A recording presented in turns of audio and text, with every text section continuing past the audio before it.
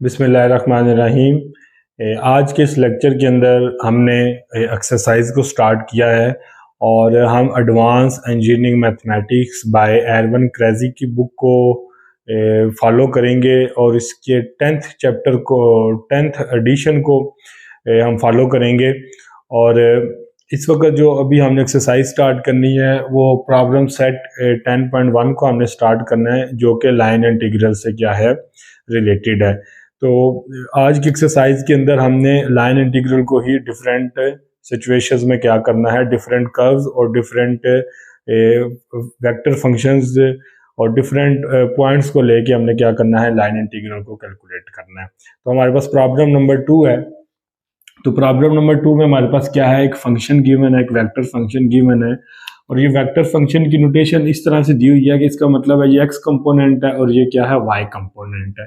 तो इसका मतलब यह कि हम जो वेक्टर फंक्शन है इसको हम लिख सकते हैं in term of vector notation and that is Y square I and minus x square J component.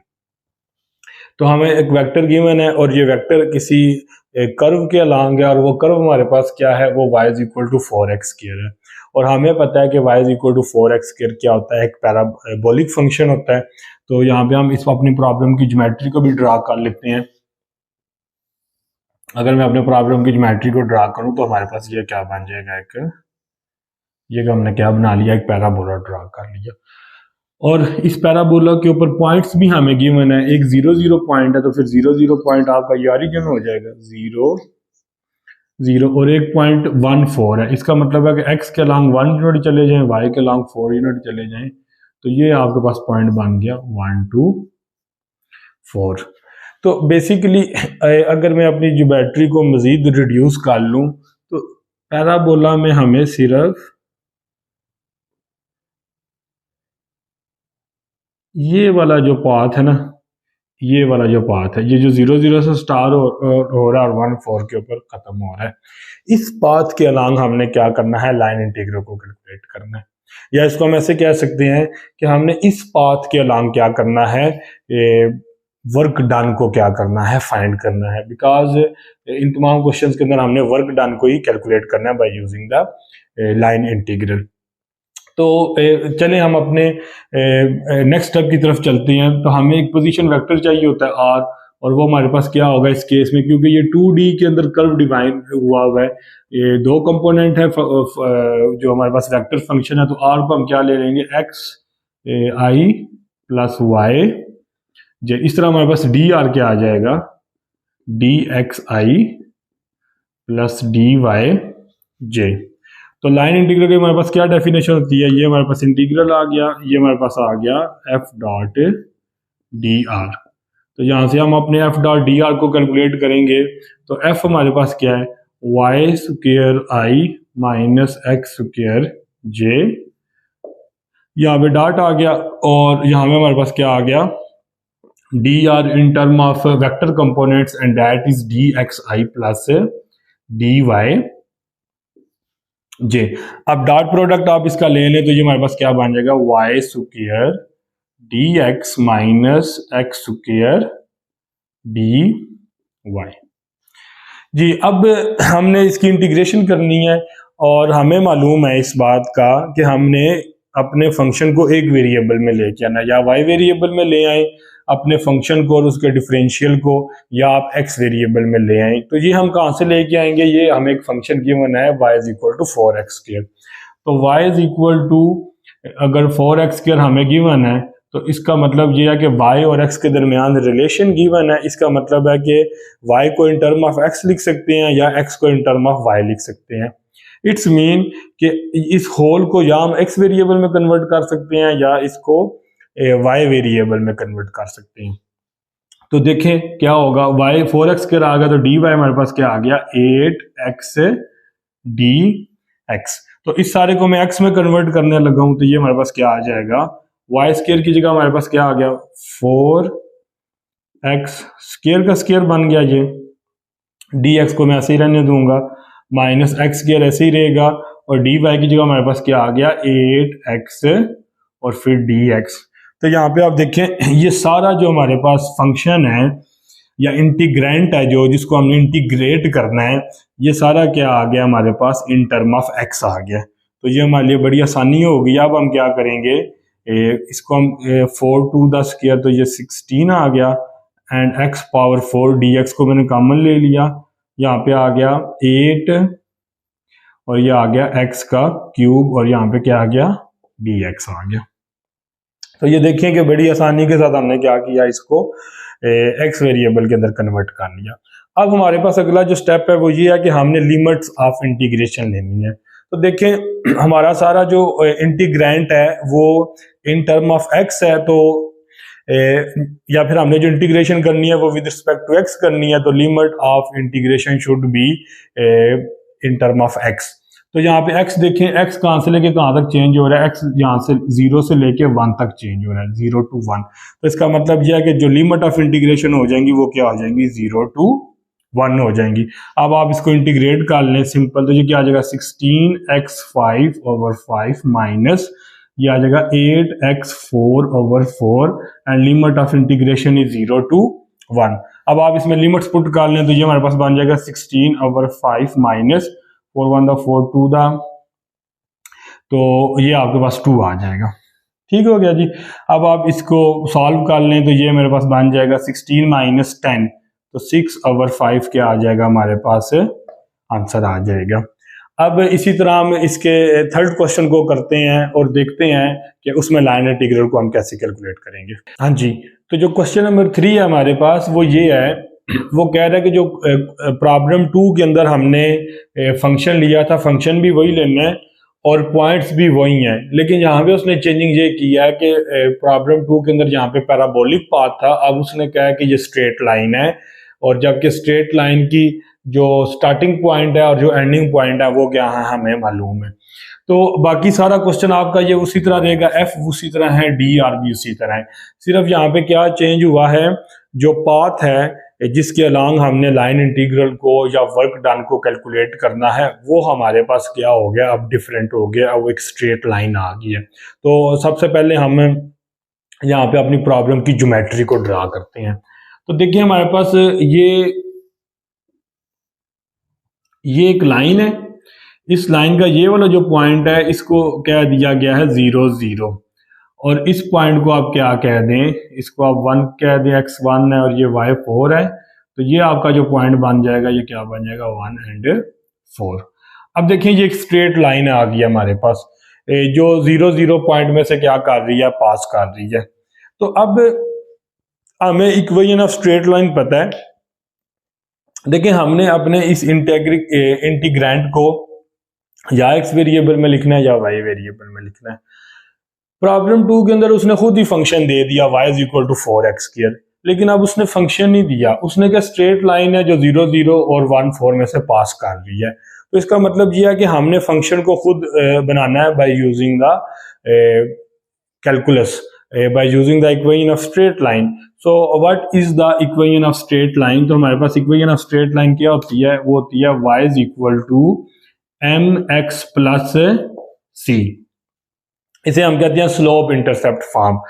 और इसमें आप देखें स्लोप निकाल लेते हैं हम, तो y is equal to slope क्या होता है y2 माइनस y1 और x2 माइनस x1, तो y4 माइनस 0 और 1 माइनस 0, y2 माइनस y1 और x2 माइनस x1। देखिए ये x1 है, ये y1 है, ये x2 है और ये y2 है, x ऐसे ही रहेगा।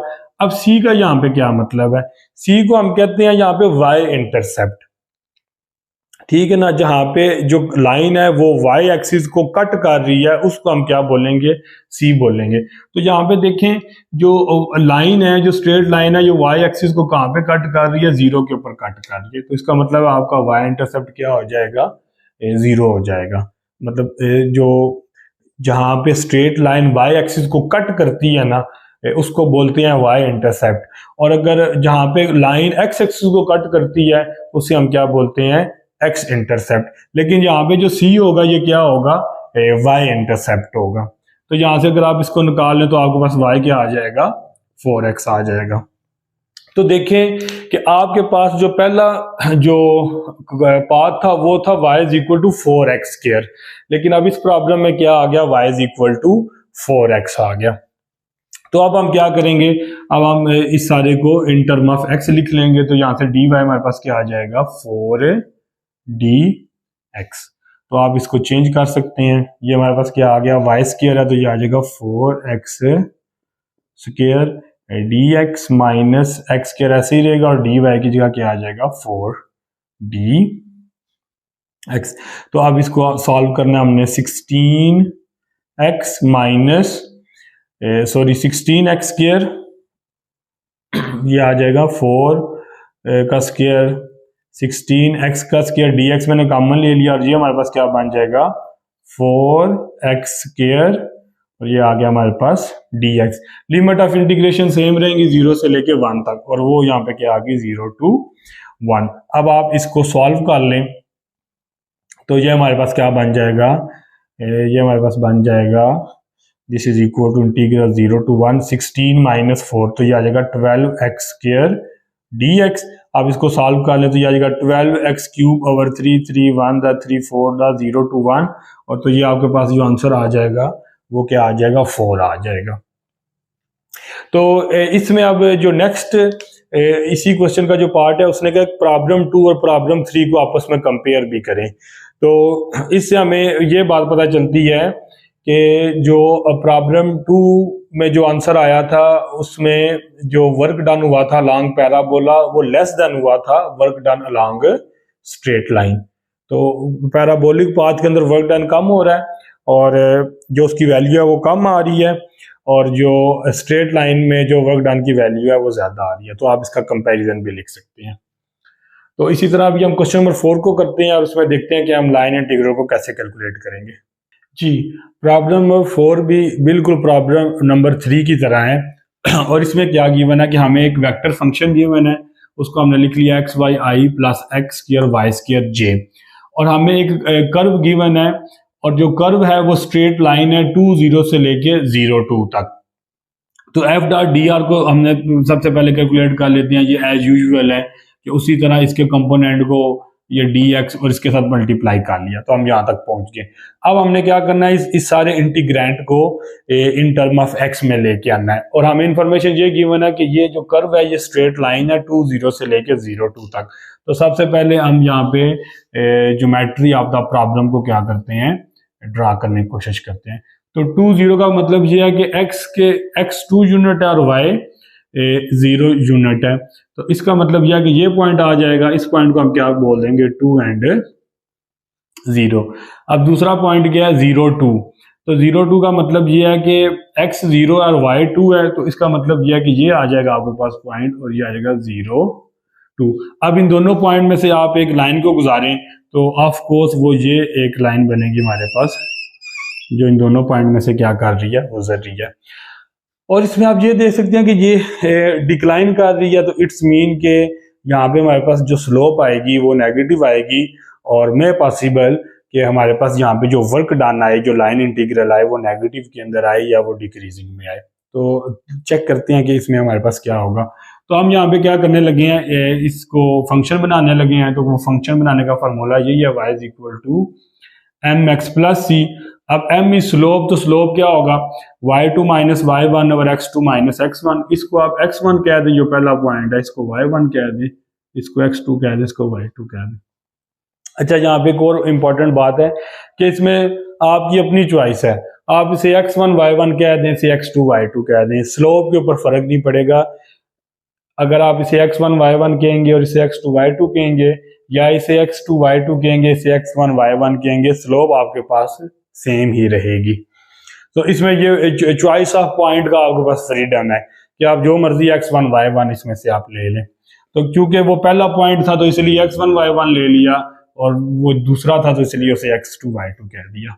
सो अभी हमने यहाँ पे क्या करना है, स्लोप को निकालना है। तो y is equal to slope का फॉर्मूला क्या है, y2, तो वो 2 है, 2 माइनस 0, और x2 क्या है हमारे पास 0 माइनस 2। तो ये x आ गया। c क्या होगा, y इंटरसेप्ट होगा। अब देखिए यहाँ पे इसमें y एक्सिस के ऊपर ये लाइन कहाँ पे कट कर रही है, तो देखिए इस पॉइंट के ऊपर कट कर रही है, यहाँ पे y की वैल्यू 2 है, तो इसका मतलब है जो c हमारे पास y इंटरसेप्ट होगा वो हमारे पास क्या आ जाएगा, 2 आ जाएगा। तो अब यहाँ से देख सकते हैं हमारे पास स्लोप नेगेटिव आई है, ये 2 - 2 और -2, ये -x +2 आ जाएगा, तो इसे आप लिख सकते हैं 2 - x। तो y हमारे पास इन टर्म ऑफ x क्या आ गया, 2 - x। और यहां से अगर आप dy निकालें तो dy आपके पास क्या आ जाएगा, 2 का डिफरेंशियल 0 होता है, -x का डिफरेंशियल क्या होता है, dx। यहाँ पे अभी हम इसको क्या करने लगे हैं, पुट करने लगे हैं, तो ये इंटीग्रल आ गया, ये x आ गया, y की जगह क्या पुट करने लगे हैं, 2 - x dx ऐसे ही रहेगा, प्लस एक्स स्क्वायर ऐसे ही रहेगा, और वाई स्क्वायर की जगह क्या आ जाएगा, 2 - x का स्क्वायर, और डी वाई की जगह क्या आ जाएगा, -dx। अब हमारे पास क्या आ जाएगा, लिमिट ऑफ इंटीग्रेशन में मैं साथ में लिखने लगा हूँ, हमारा सारा इंटीग्रैंड जो है वो इन टर्म ऑफ x आ गया है। तो यहाँ पे आप x की लिमिट चेक कर लें, x कहाँ से कहाँ चेंज हो रहा है, x यहाँ पे हमारे पास चेंज हो रहा है 2 से 0 तक, 2 से 0 तक चेंज हो रहा है। तो आपके पास जो लिमिट ऑफ इंटीग्रेशन आएंगी वो क्या आ जाएंगी, 2 से लेके 0 तक आ जाएंगी। ठीक हो गया जी। अब इसको आप सॉल्व करना है हमने, यहाँ पे मैं dx को कॉमन ले लेता हूँ पहले ही, और इसको मल्टीप्लाई कर ले तो ये आपके पास आ जाएगा 2x - x स्क्वायर, और यहाँ पे आ गया प्लस x स्क्वायर, और ये चूंकि हमारे पास माइनस भी है तो माइनस को मैं यहीं पे लिख देता हूँ, और यहाँ पे a + b का फार्मूला लगा ले तो a square 4 + b square x square -2ab, तो ये आ जाएगा -2 और 2 4x, तो ये हमारे पास क्या आ गया, -4x आ गया जी। ठीक हो गया जी। अब आप क्या कर लें कि इसका एक और स्टेप में हम यहाँ पे कर लेते हैं, लिमिट्स हमारे पास 2 से लेके 0 तक होंगी, और ये हमारे पास क्या आ जाएगा, 2x - x स्क्वायर माइनस इस x स्क्वायर को अंदर मल्टीप्लाई कर दें तो 4x स्क्वायर -x4 और +4x, और ये हमारे पास क्या आ गया, dx आ गया जी। इसको एक दफा फिर देख लेते हैं, 2x - x square -4x square -x की 4 और +4x जी। अब हम इसको थोड़ा इस तरफ ले आते हैं, तो ये हमारे पास क्या आ जाएगा, ये हमारे पास आ जाएगा जी -x4, और इसके बाद x4 के बाद इन दोनों को ऐड कर लेंगे हम, तो ये आ जाएगा -5x स्क्वायर, और इन दोनों को भी ऐड कर लेंगे तो +6x dx, और लिमिट हमारी कहाँ से कहाँ तक चल रही है, 2 से लेके 0 तक चल रही है। तो अब हम क्या करेंगे कि हम ना अगर लिमिट चेंज कर ले तो बाहर माइनस आ जाएगा, तो हम इसको यहाँ पे कर लेते हैं, क्योंकि बाद में भी हमें माइनस के साथ प्रॉब्लम रहेगा। तो मैं यहाँ पे लिमिट चेंज करने लगा हूँ, 0 से 2 करने लगा हूँ, और साथ में माइनस आएगा तो माइनस को मैं अंदर मल्टीप्लाई करने लगा हूँ, तो ये आपके पास क्या बन जाएगा, x4 + 5x square -6x dx। ठीक हो गया जी। अब यहाँ पे आप इसको इंटीग्रेट कर दो तो क्या बन जाएगा, x5/5 + 5x³ 3 - 6x²/2, और लिमिट आपकी क्या आ गई, 0 से 2। अब यहाँ पे हमें फायदा ये होगा कि अपर लिमिट पुट करेंगे, लोअर लिमिट का फायदा ही कोई नहीं, क्योंकि उसने सबको 0 कर देना है। तो ये आपके पास क्या बन गया, ये आपके पास बन गया 2⁵/5 + 5/3 2⁵3 -2 1 दा 2 3 दा, तो ये 3 आ जाएगा, और यहाँ पे क्या आ जाएगा, 2 का स्क्वायर आ जाएगा। अब यहाँ पे हम लीनियर अलजबरा की अगर वो डिस्ट्रीब्यूटिव प्रॉपर्टी का इस्तेमाल करें ना, तो फिर हमारे लिए थोड़ा आसान हो जाएगा। वो ये है कि आप इसमें जो कॉमन है ना 2 की पावर, वो बाहर निकाल लें, तो 2 की पावर ऊपर कितनी कॉमन बन रही है, ये मल्टीप्लाई है।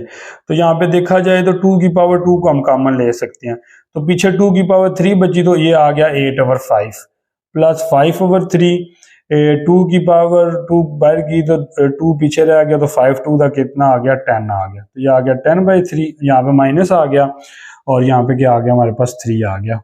तो इस सारे को आप कैलकुलेट कर लें, और आप भी कैलकुलेट करें, मैं भी कैलकुलेट करता हूँ, और चेक करते हैं कि हमारे पास इसमें आंसर क्या आता है।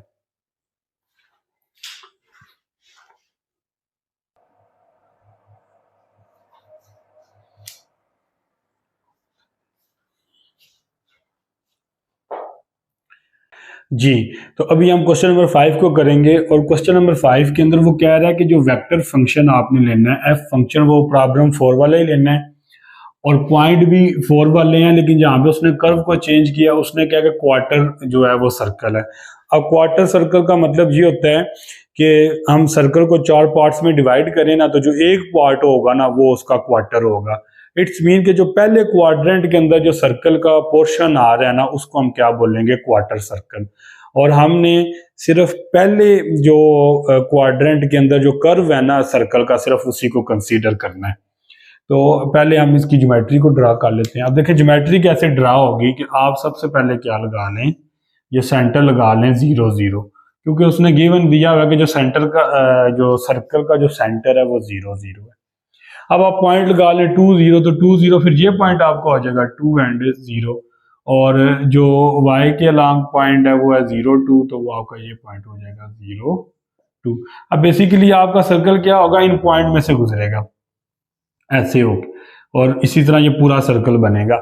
लेकिन चूंकि हमने सर्कल का एक क्वार्टर पार्ट लेना है तो फिर हम पहले क्वाड्रेंट तक बाउंड रहेंगे और हम यहाँ तक ही इसको रखेंगे। तो अब हमारे पास जो पार्ट आ गया है वो सर्कल आ गया है, और अब हमने अपने इंटीग्रेंट को इन टर्म ऑफ एक्स लिखना है या इन टर्म ऑफ वाई लिखना है।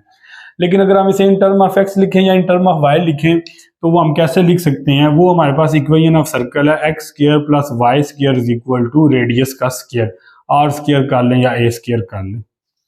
तो यहाँ से अगर मैं वाई स्क्वायर को निकालूं तो ये मेरे पास बन जाएगा root a square minus x square. और अब अगर मैं इसका जो सॉरी ये y की वैल्यू आ गई प्लस माइनस, या चले पहला क्वाड्रेंट है प्लस ही ले लें, y is equal to root a square minus x square. अब इसको जब मैं इस इंटीग्रेशन के अंदर लेके आऊंगा तो ये हमारे पास एक बड़ी हैवी किस्म की इंटीग्रेशन बनेगी और जिसको डील करना हमारे लिए काफ़ी प्रॉब्लमेटिक होगा, बिकॉज के root a square minus x square जब आएगा तो फिर हम क्या करेंगे, इसके अंदर सब्सटीट्यूशन लगाएंगे, x is equal to a sine theta, और फिर हम इसको ट्रांसफॉर्म करेंगे और ये फिर y के साथ x मल्टीप्लाई भी हो रहा है, और मतलब ये हमारे लिए, और अगर इसका मैं डिफरेंशियल डी वाई लूँ तो वो और कॉम्प्लिकेटेड आ जाएगा। डी वाई क्या आ जाएगा 1/2 root a square minus x square, फिर 2x, फिर डी एक्स। तो ये हो तो जाएगा अगर हम इन term of this change the variable in term of x, then but this is very difficult, this is very complicated, very difficult, and this is not so easy, and this is very hard to solve this integrand. So I think we use the parametric equation of circle, then the integrand is so simple and not very difficult. So अगर हम यहाँ पे parametric equation का इस्तेमाल कर लें तो फिर हमारे लिए आसानी हो जाएगी। तो इसीलिए इस अलजबरे को हम नहीं लिखते जो इक्वेशन ऑफ सर्कल है, बल्कि हम पैरामेट्रिक इक्वेशन ऑफ सर्कल का इस्तेमाल करते हैं और फिर देखते हैं कि ये हमारा इंटीग्रेंड कुछ सिंपल हो जाएगा हमारे पास। तो जो हमारे पास पैरामेट्रिक इक्वेशन ऑफ सर्कल हैं वो हमारे पास क्या होती हैं वो हमें मालूम है, वो हमारे पास होती हैं x is equal to r cos theta and y is equal to r sine theta and r is the radius of the circle. तो अब यहाँ से जो हमारे पास पैरामेट्रिक इक्वेशन बनेंगी वो ये बनेंगी, हमारे पास r क्या आ गया, अब देखिए r हमारा रेडियस है और रेडियस हमारा क्या है, सेंटर से लेके बाउंड्री तक का फासला। तो यहाँ से सेंटर से बाउंड्री का फासला देखें 0 से 2 x एक्सिस है ना, तो यहाँ पे फासला 2 है और यहाँ पे फासला 2 है, अगर y एक्सिस के लॉन्ग भी 2 यूनिट गया है तो इसका मतलब यह है कि हमारे पास जो रेडियस होगा वो 2 होगा। तो ये x आ जाएगा 2 cos थीटा और y क्या आ जाएगा हमारे पास 2 sin थीटा। इसी तरह हम यहाँ पे dx को निकाल सकते हैं, तो dx हमारे पास क्या आ जाएगा -2, क्योंकि cos का डिफरेंशियल वो माइनस होता है, तो -2 sin थीटा d थीटा, और इस तरह dy का डिफरेंशियल हमारे पास क्या आ जाएगा 2 sin का differential cos theta and d theta. तो आप देख लें कि ये सिंपल है, साइन कॉस है, ट्रिग्नोमेट्रिक फंक्शंस हैं, ट्रिग्नोमेट्रिक फंक्शंस को डील करना है इंटीग्रैंड में भी थोड़ा प्रॉब्लमेटिक है, लेकिन इसको हम उससे आसान है कि जो हमारा वो x square plus y square is equal to r square वाली इक्वेशन लेते। तो अब यहाँ पे हम इनकी वैल्यूज को पुट करने लगे हैं, तो हमारे पास क्या आ जाएगा, इंटीग्रल आ जाएगा, और एक्स की वैल्यू हमारे पास क्या है 2 cos थीटा, वाई की वैल्यू हमारे पास क्या है 2 sin थीटा, और इसी तरह dx हमारे पास क्या है, dx हमारे पास है -2 sin थीटा डी थीटा। तो ये मैंने इस रिलेशन को लिख लिया। अब एक्स स्क्वायर आ गया, तो एक्स का स्क्वायर क्या बन जाएगा 2 cos थीटा का स्क्वायर, वाई का स्क्वायर क्या बन जाएगा 2 sin थीटा का स्क्वायर, और डी वाई हमारे पास क्या आ जाएगा, डी वाई हमारे पास आ जाएगा 2 cos theta and D theta.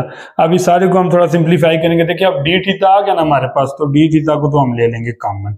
अब इसको सबसे पहले देखिए 2 की पावर 1 है, 2 की पावर 1 और 2 की पावर 2, तो 2 to the 4, 4 to the 8, तो this is -8 sine square theta आ गया हमारे पास, -8 sine square theta, very good. Plus हमारे पास क्या आ जाएगा, ये देखिए 2 की पावर 2 4, 2 की power 2 4, 4 multiply by 4 16 and multiply by 2, तो 16 मल्टीप्लाई बाय 2 ये आ गया 32 आ गया हमारे पास। और यहाँ पे आ जाएगा cos की पावर 2 और cos की पावर cos क्यूब थीटा, और यहाँ पे क्या आ जाएगा साइन स्क्वायर थीटा, और इस सारे का इंटीग्रेंड कर लिया हमने डी। ये हमारे पास यहाँ पे थोड़ी मिस्टेक हुई थी, यहाँ पे हमने थोड़ा इंटीग्रेंड ठीक नहीं लिखा था, तो इसको अब मैं थोड़ा दोबारा लिखने लगा हूँ। तो जब हमने पैरामेट्रिक इक्वेशंस को यहाँ पे पुट कर देना है, तो हमारे पास जो इंटीग्रेंड बन जाना है वो ये बन जाना है 2 to the 4, 4 to the 8 -8 आ जाएगा, और यहाँ पे हमारे पास आ जाएगा sign square theta cos theta. तो मैंने जो मिस्टेक की है वो ये किया कि cos थीटा को आई थिंक मैंने नहीं लिखा, तो फिर इसकी इंटीग्रेशन मैंने bye using the half angle formula की है, जिस वजह से ये थोड़ा कैलकुलेशन के अंदर प्रॉब्लम आई है मुझे। लिहाजा इसको आप करेक्ट कर लें कि साइन स्क्वायर थीटा के साथ क्या आ रहा था हमारे पास, cos थीटा भी आ रहा था ये वाला। और इसकी लिमिट ऑफ इंटीग्रेशन 0 से π/2 होंगी, क्योंकि ये पहला क्वाड्रेंट है, तो पहले में लिमिट 0 से π/2 होगी। बाकी ये वाला ठीक था हमारा, और ये हमारे पास क्या बचा 2 to the 4, 4 16 और 32, और ये हमारे पास बन जाएगा cos 4, cos 2 और cos 1 cos 3, और यहाँ पे आ जाएगा sign square theta D theta. अब देखें इसकी इंटीग्रेशन बहुत आसान है कि स्क्वायर को छोड़ दें, साइन का आगे डेरिवेटिव मौजूद है, तो इसमें आप क्या कर लेंगे 1 ऐड कर लेंगे और उसी पावर को नीचे डिवाइड कर लेंगे, तो ये आ जाएगा 0 से π/2। तो साइन π/2 1 होता है, तो ये 1/3 आ जाएगा, साइन 0 0 होता है, तो इसकी जो आफ्टर लिमिट जो इंटीग्रेशन होगी वो -8/3 हो जाएगी। ठीक हो गया जी। अब इसकी हमने करनी है सॉल्व, तो इसको हम क्या कर लेंगे 0 से π/2, और ये हम क्या कर लेंगे, ये मैं एक दफ़ा फिर चेक कर लूँ कोई मिस्टेक ना हो जाए। ये cos स्क्वायर था, ये cos 1 था, cos 3 साइन स्क्वायर, बिल्कुल ठीक है। तो यहाँ पे हम ऐसे कर सकते हैं कि इसको हम लिख सकते हैं cos क्यूब थीटा को हम लिख सकते हैं cos square theta cos theta और sine square theta D theta. इसको मैं थोड़ा इस साइड पे इंटीग्रेट कर लेता हूँ, तो ये मेरे पास बन जाएगा -8/3 + 32 0 to π/2। अब cos स्क्वायर थीटा को मैं लिख सकता हूँ 1 - साइन स्क्वायर थीटा और cos थीटा, और इस तरह साइन स्क्वायर थीटा आपके पास ऐसे ही आ जाएगा डी थीटा। ये हमारे पास आ जाएगा -8/3 + 32 0 to π/2।